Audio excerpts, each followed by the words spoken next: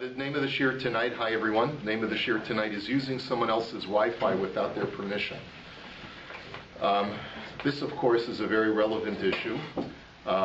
Let's say you live next door to someone who doesn't have security, password security on their Wi-Fi, and you want to be able just to use their Wi-Fi.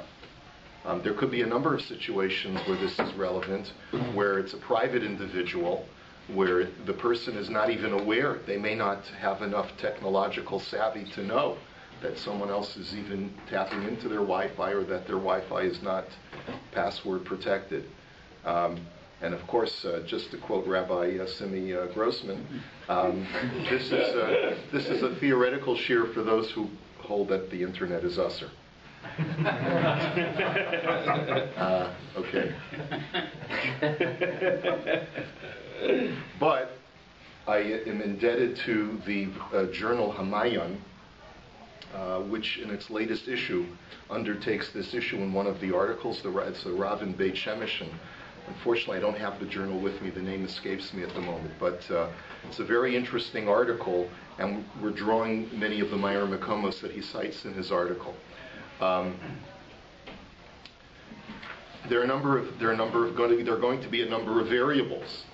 One variable is going to be what kind of data plan does this person have in his home? You know, Rogers has several different kinds of data plans, or Bell, or whoever else. Is there anyone else besides Rogers and Bell in Toronto? I don't know. I'm not aware of anyone else. Yes, smaller there are. Okay. Okay. You'll see Robert to find out who is the preferred provider. But I know that in using Rogers, an internet is very expensive up here in Canada. I think more so than in the States. But they have plans where you're only allowed a certain number of megabytes per month, and so certainly that's going to weigh heavily on the decision. Because let's say I decide I want to watch a shiur on KosherTube and on my neighbor's internet, then that's going to involve a large amount of megabytes, and that's going to bite into his data plan and might cause him to have to pay extra for his plan at the end of the month. But there are other plans which are unlimited data usage, so therefore it really doesn't matter how many movies or how many shiurim he downloads from the internet. It's going to pay one price per month. And that might be another reason that I could justify being able to use my friend's Wi-Fi, my neighbor's Wi-Fi. Well, it might affect his speed if you're using it at the same time. But, as Paul states very, very astutely, it might affect his speed if he's home and he's using the internet and he wants to get work done, and I'm downloading a movie or music or whatever it is, I could slow down his speed by downloading.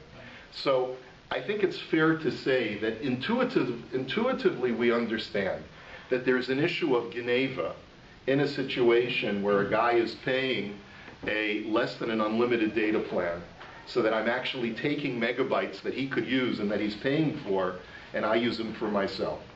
Secondly, if someone in his home, if he's at home and he's using the internet, and I'm downloading at the same time, I think it's fair that intuitively we understand if I'm slowing down his data usage, then that's not okay. We understand that that's an issue of Geneva as well.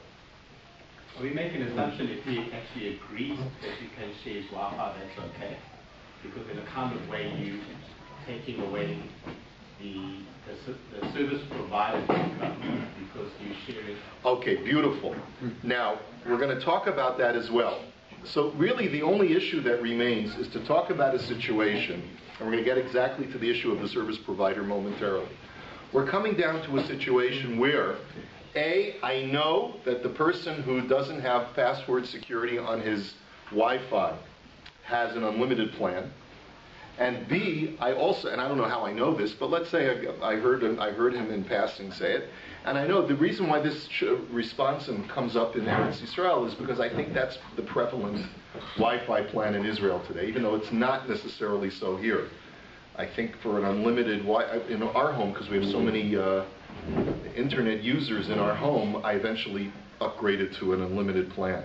It's much more expensive than the basic plan, but it ends up costing less because so many people are downloading in my house. And of course we have the right filters and everything. But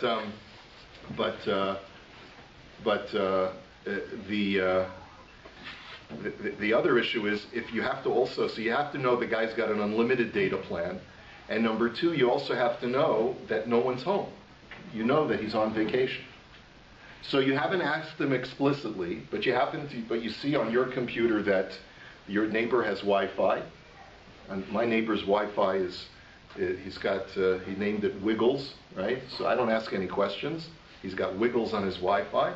So can I go ahead and tap into Wiggles because he's got an unlimited plan and he's out of town for now? Could the shaila be that you're actually stealing from the company itself? Because that was the last question. Okay, so it boils down to the shaila of Zen Nehene V'Zeh Lo Chaser. This is a very famous phrase that we're used to hearing, that he benefits and he loses nothing. So in a situation we say that one party benefits and the other party loses nothing. So what is the halacha in that situation? Also, yes. Does it matter if you're actually downloading to listen to a shiur, which might be a mitzvah, versus downloading a movie? I don't think it'll make a difference, and the reason it's a valid point. I don't think the reason why it's not going to make a difference is because we never allow a person to steal on the basis that he can do a mitzvah. There's no Robin Hood syndrome in Judaism. You can't steal to give to the poor, and you can't steal in order to listen to a shiur, right? So, but the one thing you could argue, I mean, that's not so pashut. It is brought down in halacha, for example, that if I find your tefillin on the table, I'm allowed to borrow your tefillin because there's an assumption that you'd want me to use your tefillin for a mitzvah. I don't know necessarily that you can say that with other items that are that are commodities, and we're going to talk about this all. Okay, so let's start with the sources, and let's see how far we get. So we're coming in the middle of a Gemara. It's the Gemara in Bava Kama, the bottom of Daf Chaf Amud Aleph.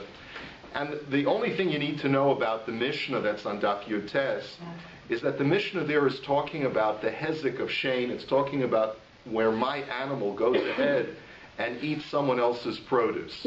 And the Mishnah says that if my animal eats someone else's produce that is lying out in Rishus Harabim in a public thoroughfare, Mishalemes Masha Nehenes, that I, as the owner of the animal, have to pay whatever benefit the animal received from the eating of the fruits. Now, that's a very vague term, but it suffices for now just our knowledge of that line in the Mishnah. So it's in that context that the Gemara provides the following story. Amar le Rav Chisda l'Rami Bar Chama. This is in source number 1. Rav Chisda says to Rami Bar Chama, Lo havis gaban bu'urta b'tchuma. And you can follow along in Rashi's commentary, which is source number 2. You weren't with us in the Beis Medrash the other day when we learned the fascinating Sugya. We had the following question of some really important stuff. So Omar, my mili ma'al yasa. So he said. So Rami Bar Chama said, what was the important topic? Omar le hador b'chatzer chaver shalom idaito sarach lahalos lo schar o ein sarach. If you live in someone else's apartment without their knowledge, if you're a squatter, do you have to pay rent for your squatting or not? That's the question. So, hey chidami. So Rami Bar Chama says, well, come on, you got to be more clear than that. You have to clarify what you're talking about. Ilema b'chatzer de lo kaima la'agra, v'gavra de lo avid l'megar. It depends what the scenario is. If you're talking about a courtyard, which is not used for income purposes, where the owner of the courtyard doesn't rent out his courtyard regularly, and you're talking about a person who normally doesn't pay rent, but is an itinerant person and by definition always goes from place to place without paying rent, so zeh lo nehene, v'zeh lo chaser. So then you're dealing with a situation where the person who's getting the benefit is not getting any tangible benefit for which he was normally accustomed to pay, and the person who's person whose courtyard has been used for sleeping is not losing anything because he normally doesn't use this courtyard for leasing out, for renting out. And therefore, like Rashi says, upshita de patra. Therefore, obviously, there's no obligation in that situation for the squatter to pay. Ella b'chatzer de kaima la'agra v'gavra da'avid l'megar.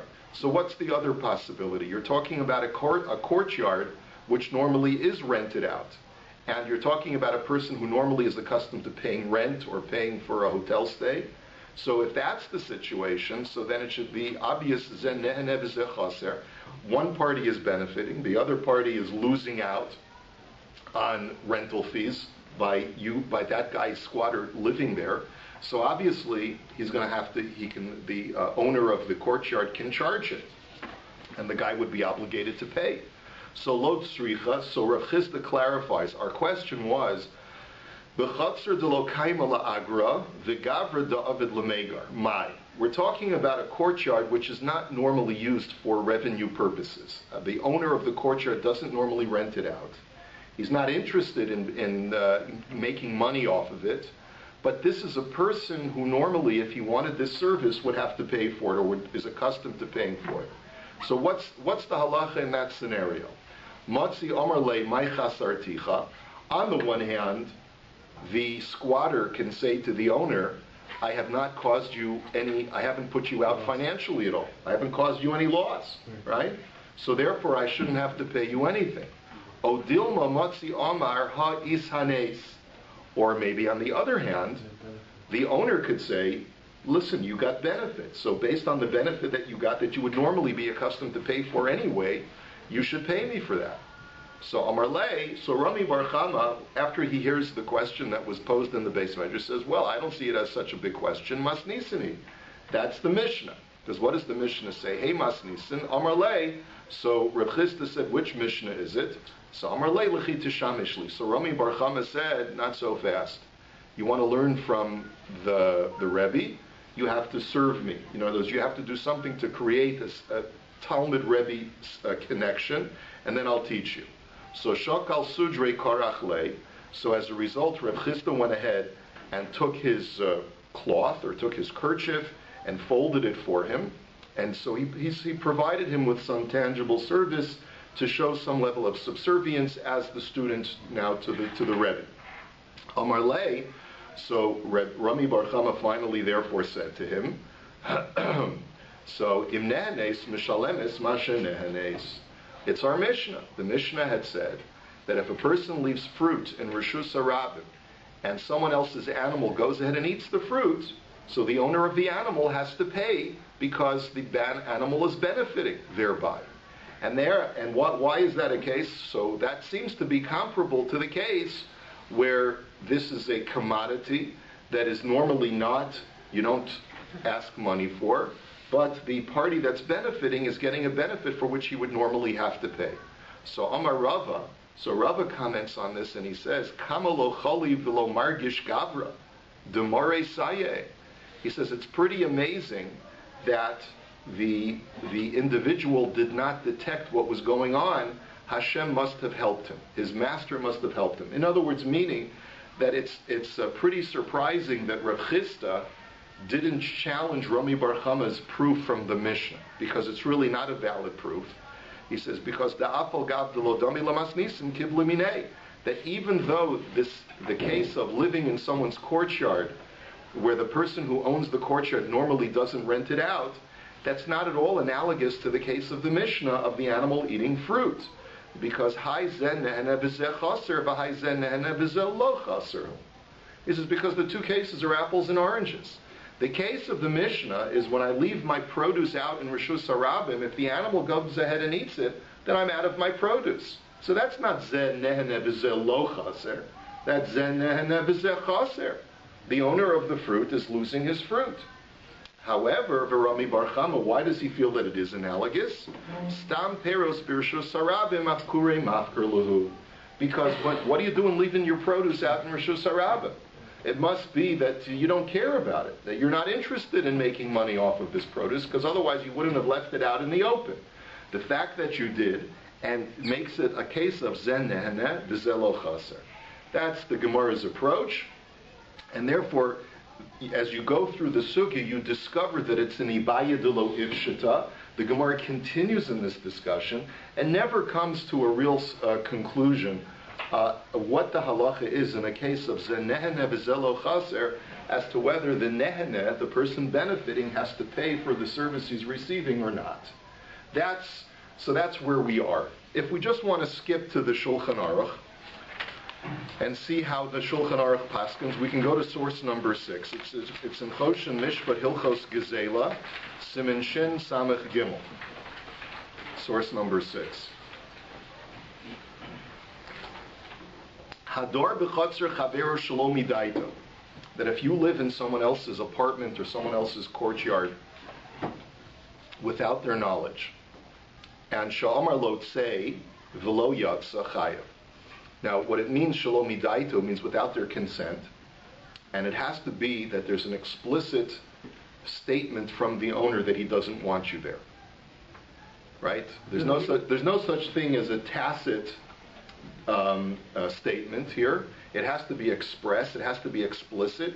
If you say explicitly to the guy, leave this apartment or leave this courtyard, and the guy doesn't leave, then he's chayv. Then you can take him to a din Torah and demand payment for the rent for the fact that he's living there. Are we assuming that the chutzner is a private chutzner? It's a private chutzner. It's a private chutzner. Chayv litain lo kol scharo, then you can charge him full rent. Do you need Aiden to observe that you said that?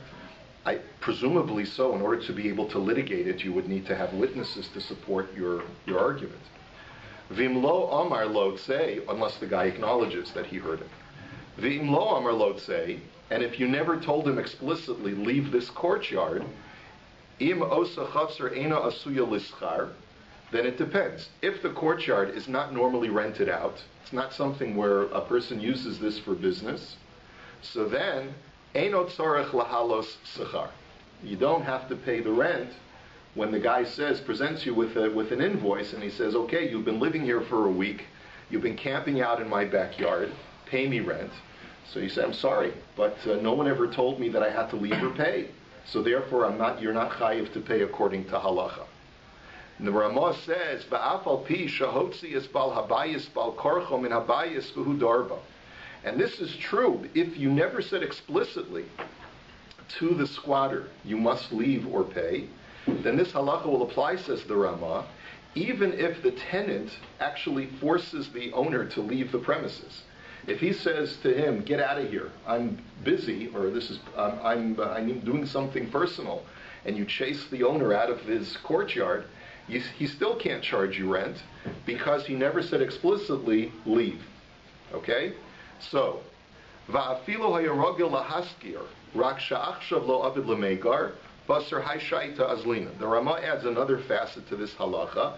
He says, what if in the past you've used the courtyard for revenue, but presently you're not?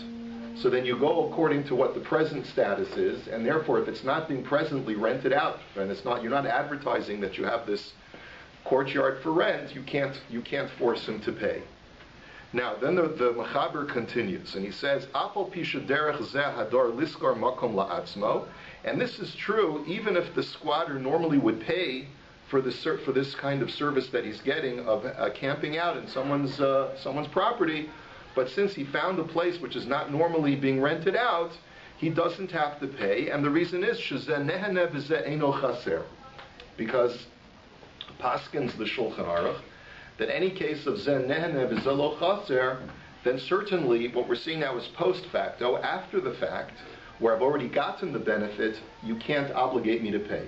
And of course it's logical for the Mechaber to come to that conclusion, because even though it's an ibaya de lo ifshata, even though the Gemara doesn't make the definitive conclusion, we would say, Hamotzi mechaber olav haraya. You want me to pay? Prove to me that I'm chayv. If the Gemara hasn't concluded decisively that a case of zen nehaneh v'zeh lo chaser has to pay, then we go to the default position, which is you can't force me to pay. Okay.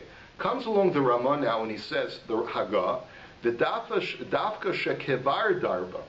But this is all after the fact. This is already after the tenant has been living there for a week, and the owner presents him with an invoice. The guy can just throw away the invoice. However, avalo yuchal lekufo lechatchila sheyanichu ladorba. What is not allowed is for a guy to come over to someone and say, listen, you have a perfectly fine backyard. I need a place to camp out, and you're not doing anything with it, so you have to let me live there. That, says the Ramah, as this is what we call a lechatchila situation. Lechatchila, you can't say, you're a bad guy if you don't let me live there, because zen neheneh v'zeh lo chaser. The guy can say, listen, I'm not interested in having you live in my backyard. He says, but why? I'm not doing anything wrong. I don't want someone in my backyard. Period. And I don't have to explain myself to you, it's my property.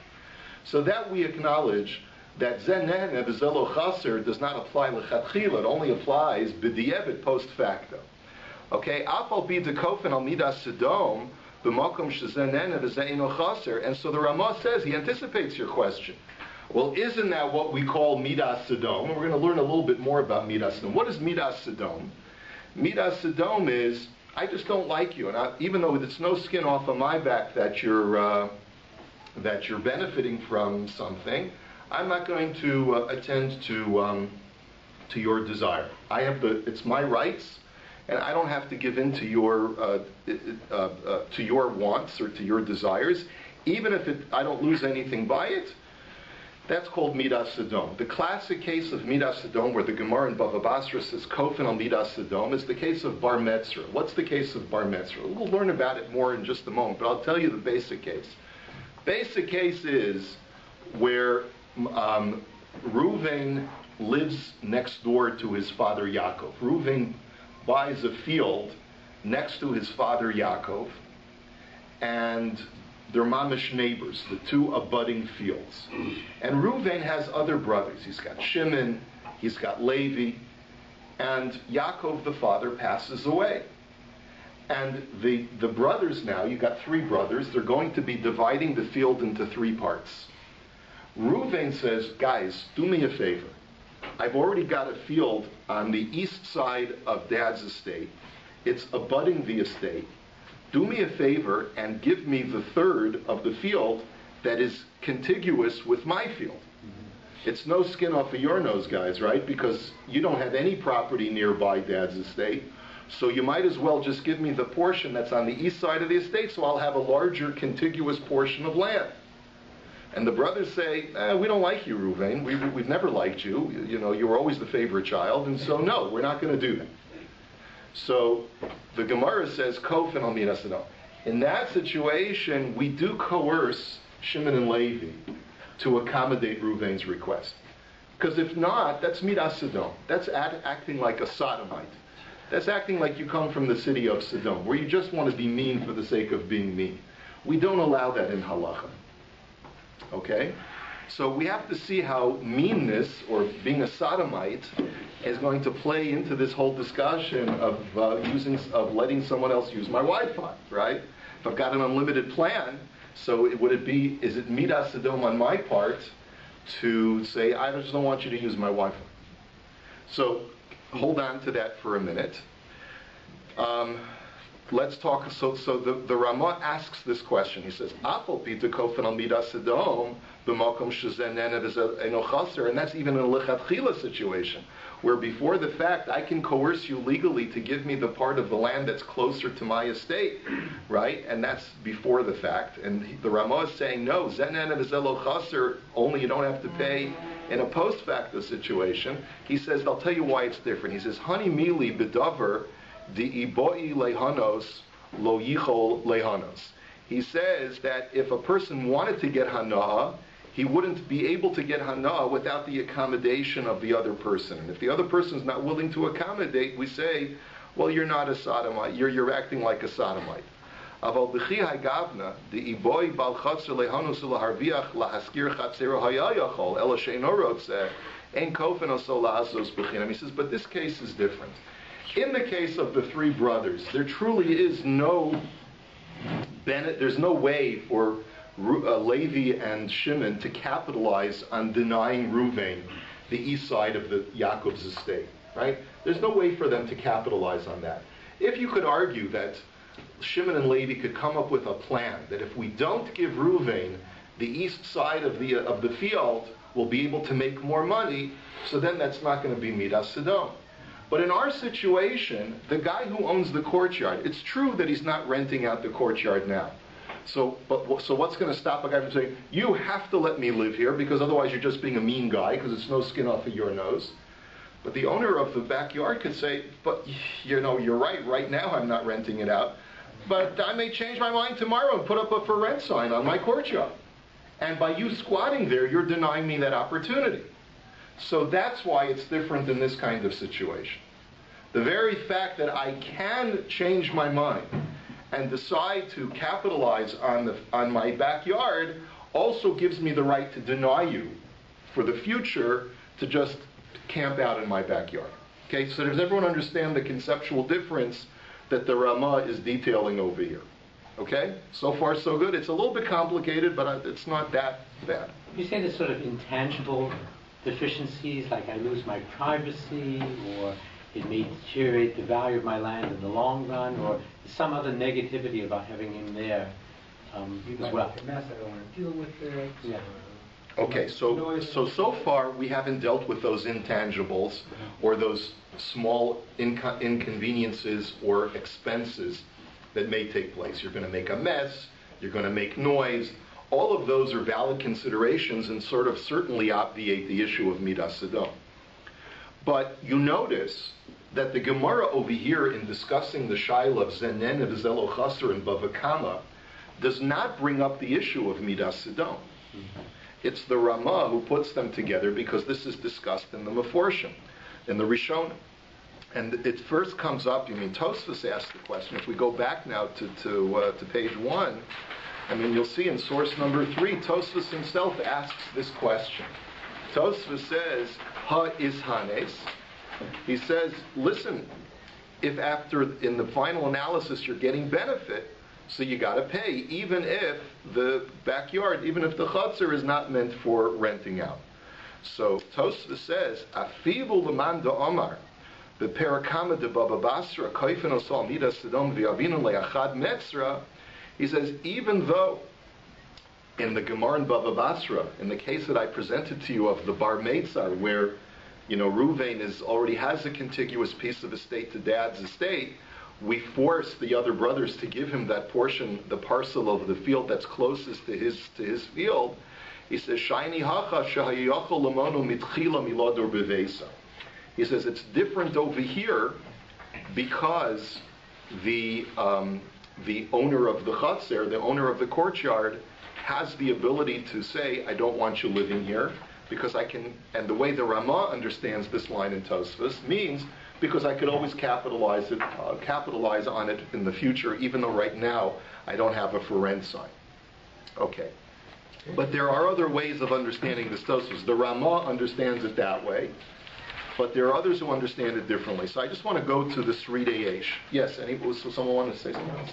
There's another way to differentiate the two cases as well. But the fellow who's already got his property and brothers are preventing him from getting the one right next to his property, so he's losing out, right? He has no other alternative. He's already there. He's not doing anything wrong. His brothers are preventing him from getting it. But in the other case, you have this squatter going around. He can go to some other property. He's not in a beneficial position to begin with, or in a special position. Well, then you'd have to make the differentiation. What if there are no other courtyards available? Let's say this is an oasis in the desert. That differentiation we don't find, at least not in the Gemara, but perhaps there is a way to make that. It's an interesting point. Look, there's a ton of stuff here. There's a ton of stuff, a ton of material, and I'm just sort of plucking this out. I'm not holding so much in the Sugya. But let's take a look. The Baal Sridei Eish, Rabbi Chili Yaakov Weinberg, who lived, of course, into the 20th century, has a whole discussion about this in his commentary to Bava Kama. So in Siman Chafei in the Sridei Eish, on Maseches Bava Kama, I'm just pulling out a little bit of extract from his commentary, and he says like this. This is in source number 5. He says, "Shitos bozen nene v'zelo chaser my time demanda amar pater." If you hold that you don't have to pay when you're zenen and zelo chaser, when you're benefiting and the owner of the property is not losing anything, there are two ways of looking at it, he says. And this is based on Tosfos, it's based on the Pnei Yoshua, it's based on a whole bunch of Rishonim and Achronim who discuss this issue, and he's distilling this for us. He tells us mitam midas sedom. So reason number one that you can't force me to pay is because of what we learned before, midas sedom. That what? That midas sedom says if you're not losing anything, then how can you force me to pay for a service that I'm getting that's no skin off of your nose? That's the attitude of midas sedom. And as we saw from the Ramah, it's only post facto, it's not pre facto. So that's why he writes, "Umikol makom lechatchila yochol limnoa oso mishum sheyachol lomar sherotze lahaskiro." And that's why, if it's a lechatchila situation where the guy says, "I want to come and live in your backyard," you can say to him no, according to this reason, because I want to be able to capitalize on my backyard in the future. V'rak hishadarbo v'hala lo hiskiro. It's only post facto when the guy lived there and there was no rental agreement made.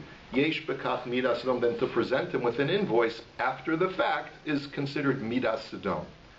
Umando omer chayev. Now let's look at the other opinion. What about the opinion who argues to the other direction that you are allowed to charge someone when zenen v'zelo chaser?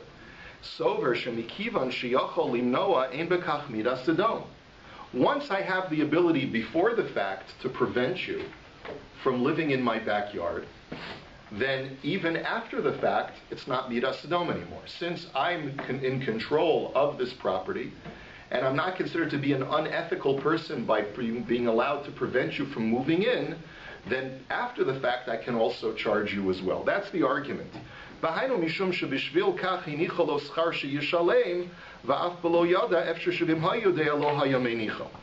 he says, and what that means is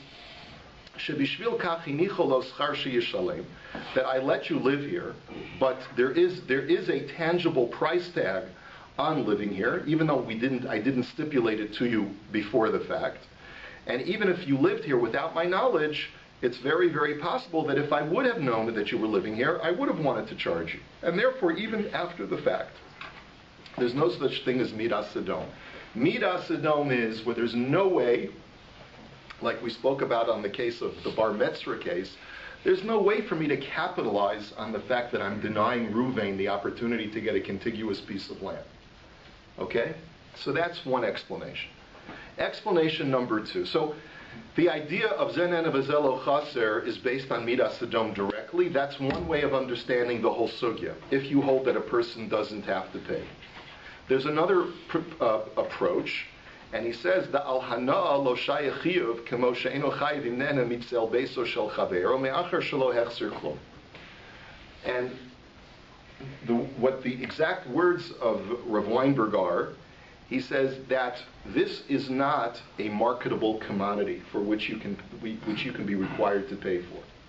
He's saying, what kind of benefit are you getting from this person's backyard?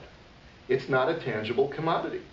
It's like saying, if someone sits in the shade of my structure, someone goes over to my house and sits in the shade of my house, can I present that person with a bill that you got a tangible benefit because you were able to cool off on a hot summer day by sitting in the shade of my house? No. He says that's not a tangible commodity. And since I didn't cause the owner of the house any loss of revenue, it's not something that people charge for normally, therefore I can't be required to pay. That's the argument of the second argument of zenen and v'zelo chaser.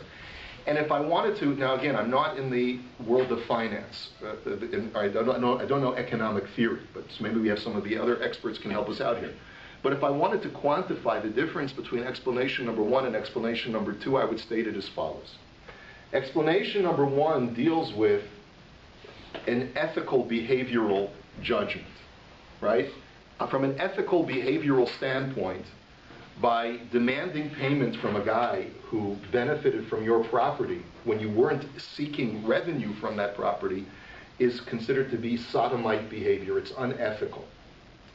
The second explanation has nothing to do with the ethics of the action, but rather looks at it from a commodities-based question. Is this commodity a marketable commodity or not? Is this something for which you can charge for because the benefit that you're getting is tangible enough that it has a price tag to it? So do you understand the difference between the two conceptually? The first is looking at the ethics of the act of charging, regardless of whether this is a marketable commodity or not, a financial commodity or not. And the second is looking at not at the ethics, but rather, is there something here that you can charge for, or is it so intangible or so non-financial in nature that you can't charge for it?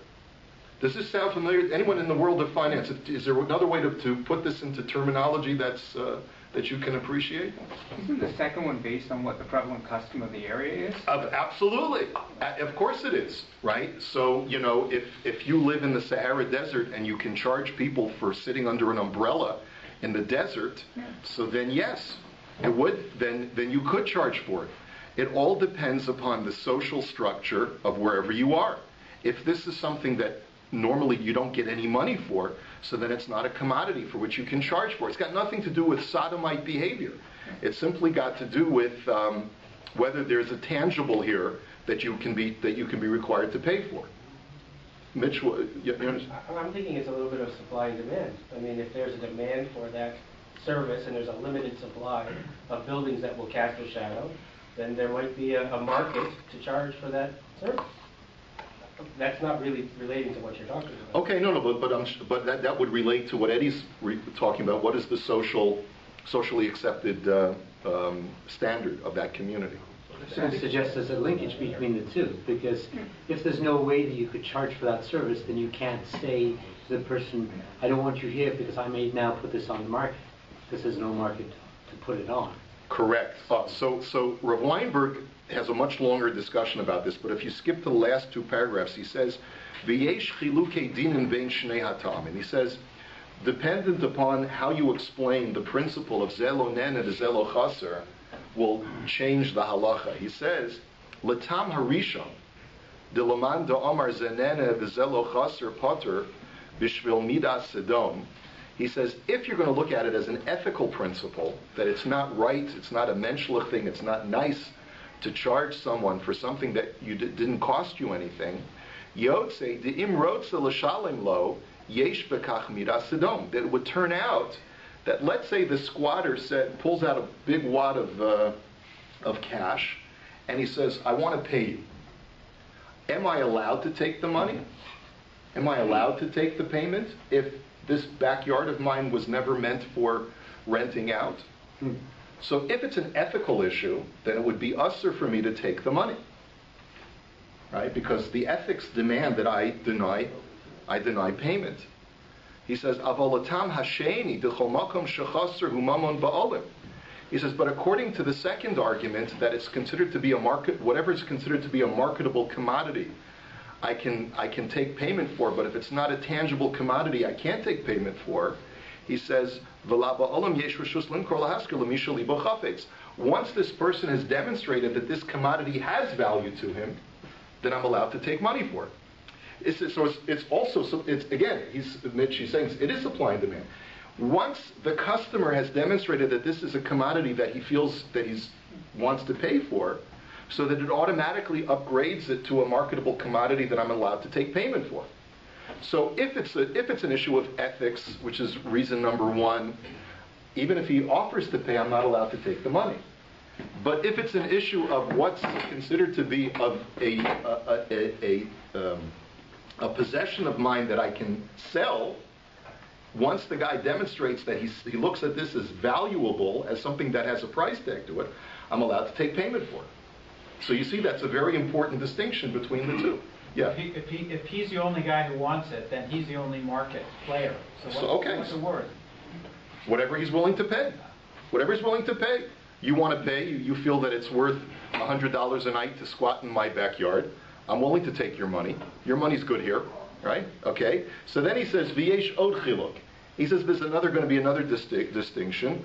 Im chaser purta im mishalem hakol. That let's say there's only a very, very small devaluation of my backyard for the guy who lived there. Normally, if this was a courtyard that you could charge rent for, then you would charge, let's say, $100 a night. But this guy is not charging. He hasn't charged for years for anyone to live in his courtyard.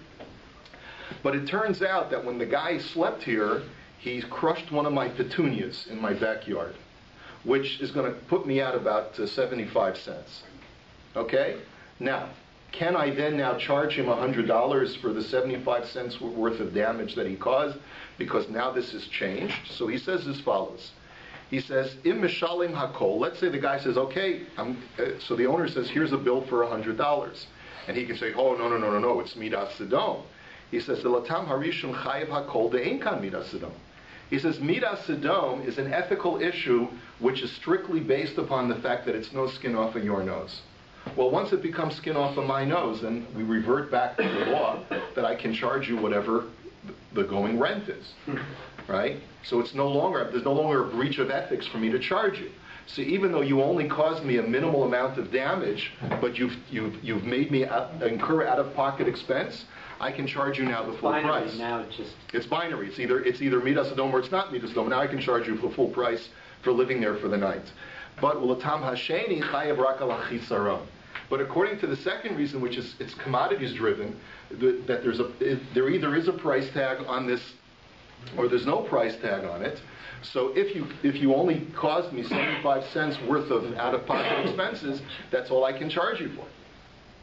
So very, very interesting, the various permutations of this shaila. Let's get back now to our discussion of the wide line. Okay, we're going to do one more source, and then we'll bring it home.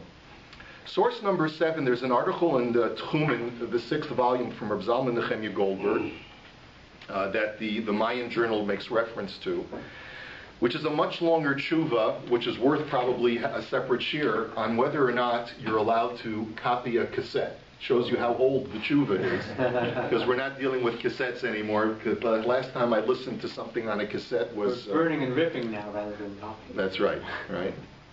So the question that is asked to Reb Zalman Nehemiah: are you allowed to duplicate a cassette of music, so that and share it with a friend?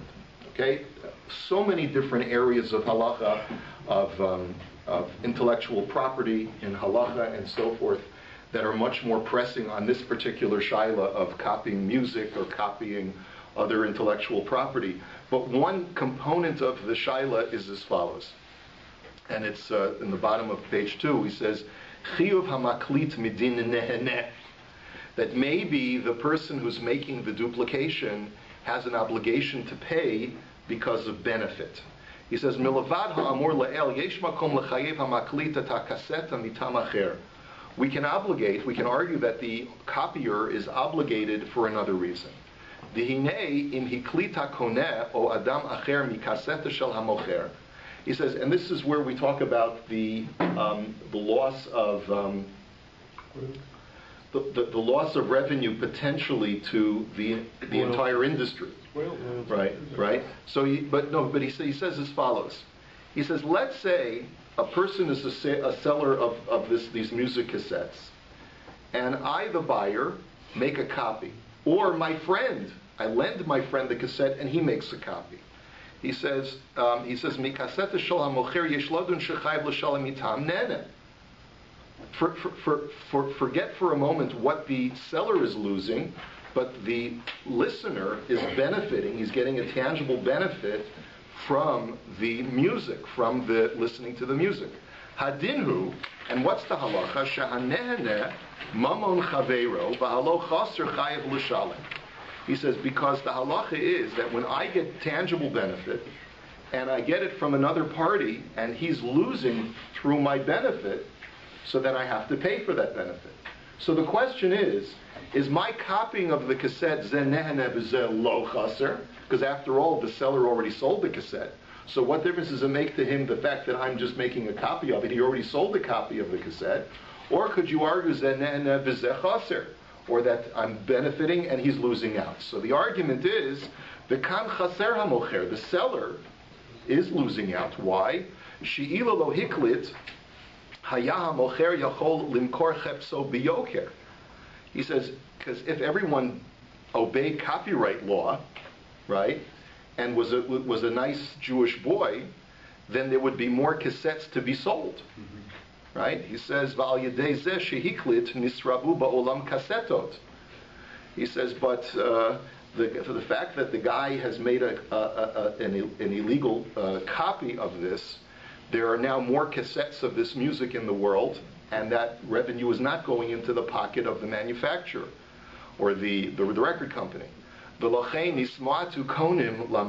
And therefore the record company has fewer customers to sell the cassette to.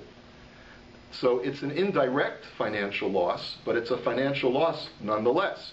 The recording industry has basically shut down and had to completely change its paradigm of making money when the internet came out and everyone was able to download music for free. I mean, you know the story of Napster, and it's a whole long and sordid tale. Okay? He says, "V'davar kein zeh mefurash b'noda b'Yehuda tinyena tinyesa choshen mishpat siman chavdala v'zel l'shana." He says, the Noda b'Yehuda, Rabbi Cheskel Landau in the 18th century discusses this, and he talks about the following case. So don't think that this only came up with intellectual property with music in the recording industry. This was an allgemeiner tshuva having to do with the publishing industry. And this is where it comes to the attention of the Noda b'Yehuda. He says the following case. Reuven chiber perush al seder nezikin v'kadshem. Reuven has written a commentary on portions of the Mishnah, on Seder Kadshim and on Seder Nezikin. V'holach l'Shimon hamadfis, he goes to Shimon, who's the publisher, right, who owns the printing press, right? So that's what you do. You're an author. You go to the owner of the printing press and you say, I'd like you to typeset my book and publish my book. Great, right? So, v'nispasher imo al sach yadua, and they come up with a price. Shimon says, I will publish your book and I'll make, 100 copies for X amount of dollars, and deal, okay? V'derech hamadfisim achar gomram kol daf v'daf sosrim ha'osios. He says the custom, after a publisher finishes typesetting a book and finishes publishing the books, what do? They destroy the typeset. Right? These are all foreign concepts to us today, although they are translatable to 21st century technology. But remember, the movable typeset machine, right? You would have to then take it all apart, because you don't want other people to capitalize off of this very elaborate process of typesetting for free, right? I have a limited number of copies, and I want to be able to sell them for a certain amount.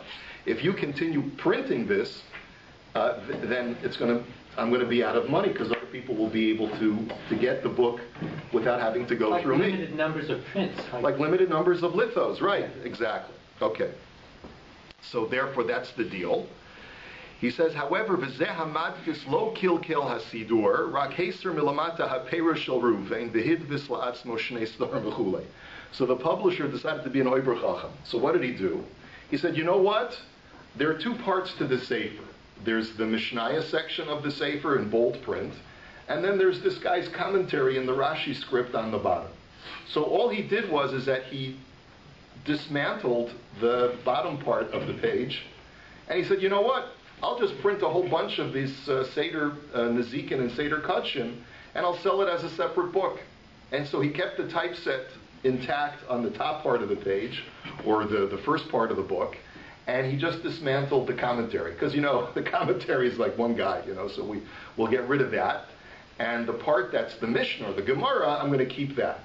Okay, so that's what this publisher is arguing. He says, why should I dismantle? I put all of these hours and I can capitalize it on it now, why shouldn't I?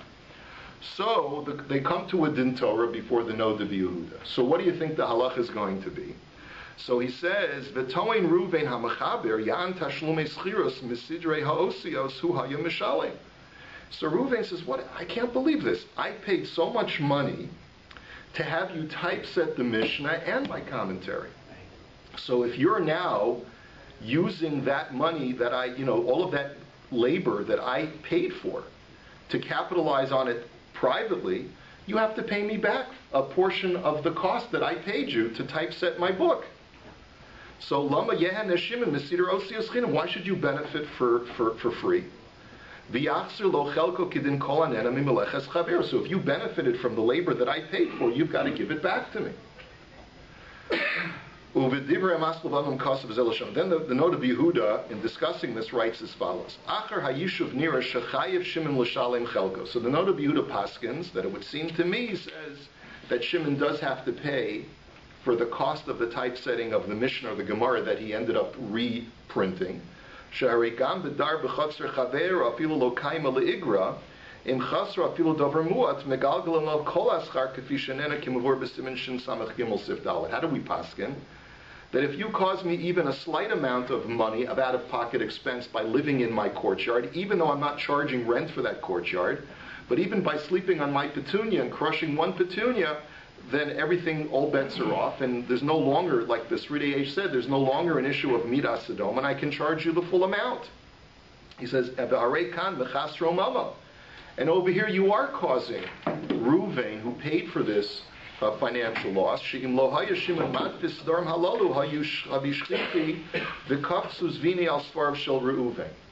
have more people buying Reuven Sefer. You'd have more people buying Reuven Sefer. Why? You forgot the commentary. No, because look, when you buy a Chumash, so you're going to tell me that you buy a Chumash, let's say you buy a Torah Tamima. So does that mean that you're only going to learn the Torah Tamima from it? What about the Chumash and Rashi part on the top part of the page? It's like saying, like a guy, the author of the Torah Tamima, Reb Epstein, right? So he pays the publisher to publish the Torah Tamima commentary, but you also want to publish Chumash and Rashi and Onkelos also. So the publisher has this great idea.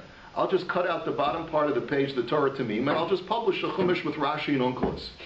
So yes, it's going to end up that those people who want a little chumash to take with them to shul on Shabbos, they'll say, all right, I'll be moichel on the Torah Tamima. If I can buy a chumash with Rashi and Onkelos for a quarter of the cost that it'll cost me to buy the Torah Tamima set, I'll do that. And so the Torah Tamima is saying, that's not fair.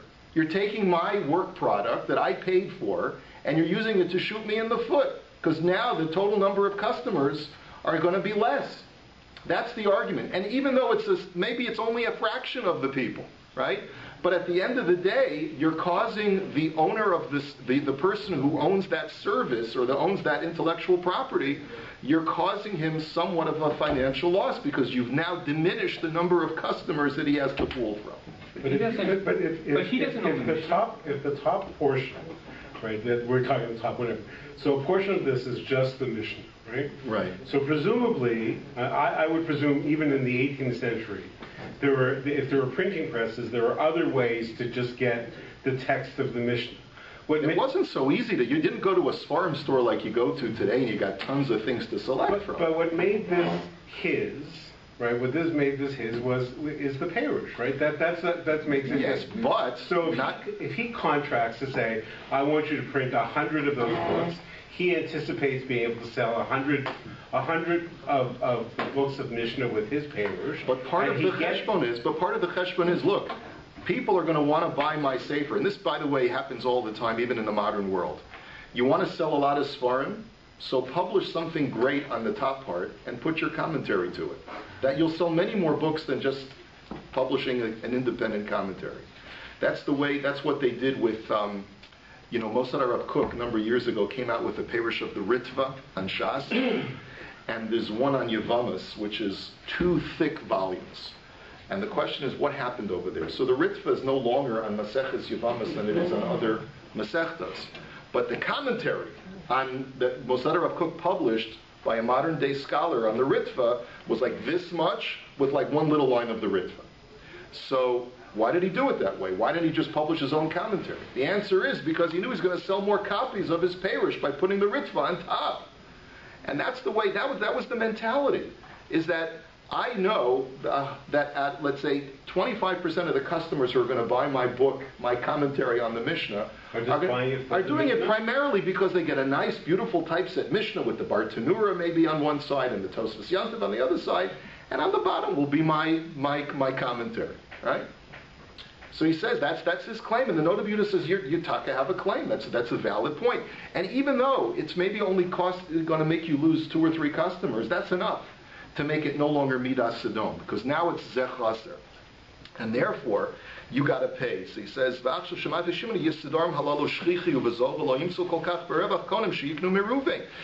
going to be as many people who are going to want to buy Ruvain Sefer. The cave in Shigarim L'Ruvain hefsid bazeh megalgalim alav kol ma shenenu lefi chelko b'sidur ha'osios ad kam l'shana. And therefore, the note of Yehuda Paskins that you can charge that Shimon loses the Din Torah, and he has to pay Ruvain all of the cost of typesetting the Mishnah and the top part except for his commentary. Okay, now Rav Zalman Nechemya Shlita has a bit of a problem with the Noda B'Yehuda, and he argues that it's really not comparable to the standard case of Midas Sodom, because Midas Sodom deals with real estate, is dealing with real property. Here you're only dealing with intellectual property, and as a matter of fact, Ruvain doesn't own any of the work product. It's not his to be able to deal with. He doesn't own the typeset machine. He doesn't own the letters in the typeset. He only paid for a service, and therefore you could argue that there is a distinction between the two. So he goes back and forth and vacillates on this. So let's translate it now into the use of the Wi-Fi, and with this we will conclude. If I piggyback on my neighbor's Wi-Fi, so we've already established I have to verify that I'm not slowing him down, I'm not eating up his megabytes from his plan. But let's say I've been able to verify that, and I'm just going to decide, I don't need to ask him, right? I'm just going to go ahead and use it. So, post facto, if he discovers that I've used it, that could be argued it's in Zenen of Zelo Chaser, and B'di'evet, the guy can't send me an invoice and say, pay half of my monthly bill from last month, because it didn't cost you anything more. You were out of town for the whole month. You weren't using it, so you don't have a right to charge me. So now the question becomes, though, lichatchila. What about lichatchila? Or does Rogers have a right to be able to say that no, Rogers, you're getting benefit from a customer. You're getting benefit from a customer when you should really be our customer.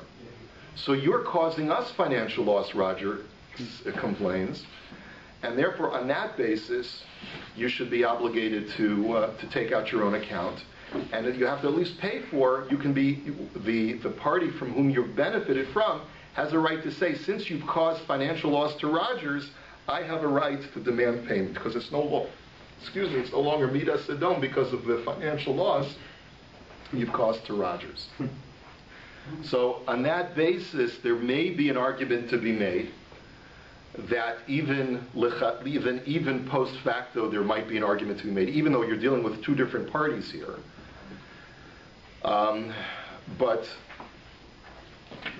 according to what Reb Zalman Nechemya concludes, when it's not something that's a tangible commodity that you say that you own, it's very difficult to be able to make that. It's more difficult to make that argument of causing financial loss than in other situations, it's really, at the end of the day, it's a little bit unclear as to whether lichatchila you're allowed to go ahead and utilize someone else's internet when the utilities company is really relying on you to take out your own account. Now, I do want to add that there's a company called Netflix, which Netflix says explicitly, you pay a monthly fee, and we don't care how many households use it. I think you're limited to 5 users at a time, and they don't require the 5 users to be under the same roof. And in that situation, when the owner of the commodity is already telling you, lichatchila, we give you permission to share it with your friends up to 5 people at a time, then I don't see the issue. I don't see the problem here. But in a situation where the net pool of customers is diminished by me using my friend's internet, and Roger says, no, we expect every household to get internet, it becomes a little bit more questionable. But just like we said before, I, lechatchila, if you come to me and want to squat in my backyard, even though I've never taken rent for it, I can say to you, I'm planning to charge rent tomorrow.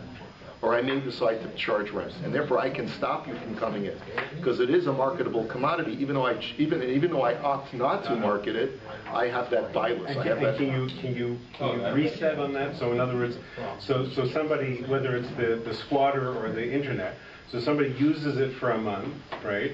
And so we have the lechatchila argument. Now that you find out that somebody uses it, and you said, okay, fine, I can't charge you because we got no deal. But now, now going forward, now you have a right. You have a right to prevent.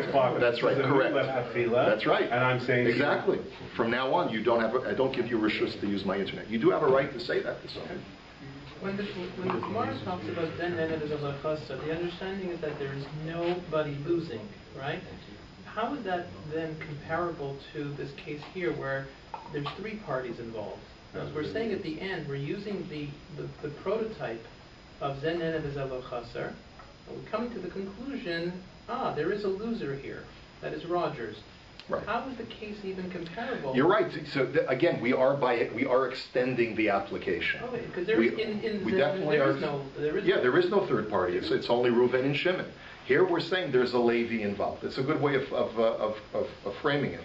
There's a Levi who's a corporate entity who's losing revenue because instead of you paying for internet, you're piggybacking on someone else's service. But in our assumptions when we started this year, the assumption was that there was only two parties involved. Correct. So the argument that we would have to be able to deliberate over is, what if there's a service provider that is losing out by my getting Then it doesn't speak to that. It may not speak to it. You're right. I mean, this is we're trying to add this added dimension to it, and we're trying to say that it no longer is midas sedom if someone is losing, even though it's a third party. Trespassing? It's not trespassing. Why is it trespassing? Is there a law? Is there a law of trespassing because like a guy squatting on someone else's property? Only if he puts up a no trespassing sign. That's what we're learning from this. A guy can say, I don't want you on my property, but like the Shulchan Aruch said, you have to say tzei. You have to say leave. You're not welcome here. But if you don't say tzei, then I can't force you off. Okay, we're going to hold it here for tonight.